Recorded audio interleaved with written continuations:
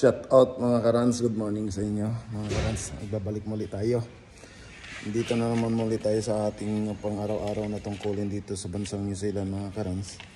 Ngayon po, aking pong ipapakita sa inyo yung aming gagawin dito sa project na ito. Gawa ng tapos na po kami mga karans doon sa itaas, doon sa first second floor. Kaya ngayon dito naman kami sa baba.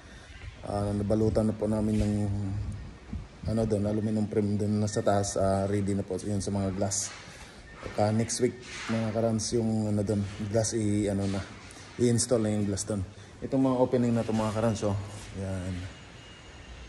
yan, ngayon bumaba po ako rito sa baba para po akong i-layout po ito.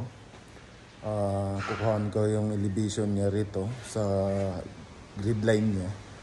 Tapos para maumpisa na natin i-install to, dahil next week po sa Monday, mag-start tayo Monday, umpisa na tong sa ground floor mga karans. Kaya yan kakaiba po yung design ng nila, ng door nila. Ito bintana tong banda rito, mga sash window.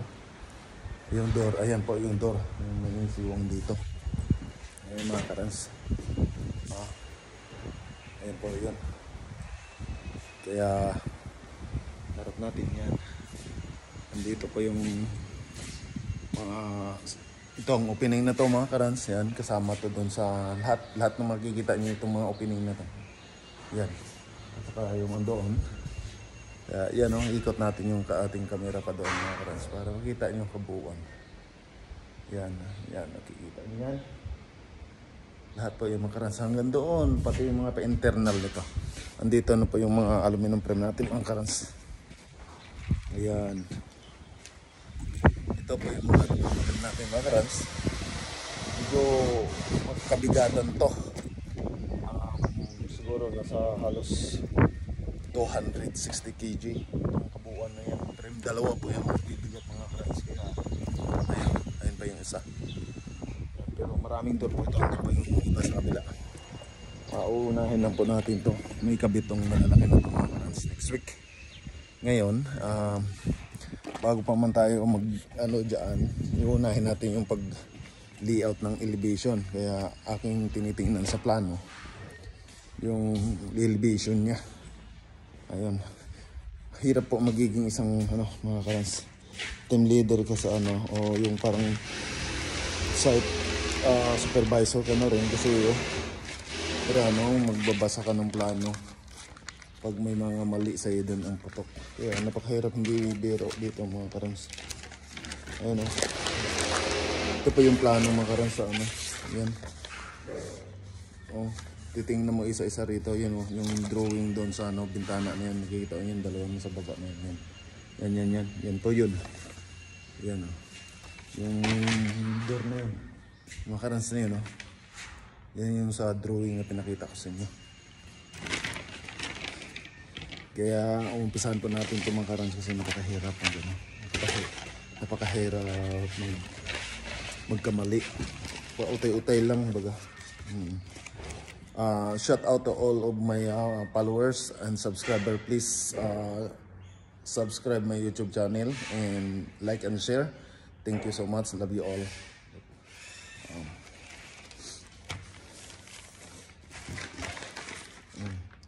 Ito mga karans,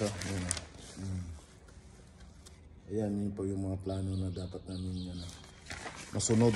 Kaya iisa-isahin namin to. Kukuhanin, lilisiran. Ay dala-dala po tayong laseran dito. Kailangan natin ng laser. Kung magliliaw tayo, pero ang responsibilidad ng isang OFW rito, lalo na magtatrabaho ka sa ito pa yung laser mga karans. Ito yung ginagamit ko, 360 degree po ito siya mga karans. Pero ang responsibilidad ng isang OFW, lalo na magtatrabaho ka sa isang kumpanya, tapos yung naaasahan ka na, pag may mga mali, saya din po ang putok. Pero hindi talaga may iwasan na magkakamali. Dahil nga po lahat naman po tao nagkakamali. Wala pong perfecto. Yan mga opinion niya mga kansyon. Sa lahat pa pong hindi naka-subscribe ng aking YouTube channel, please like and share. Subscribe my YouTube channel, please. Thank you so much. Yan.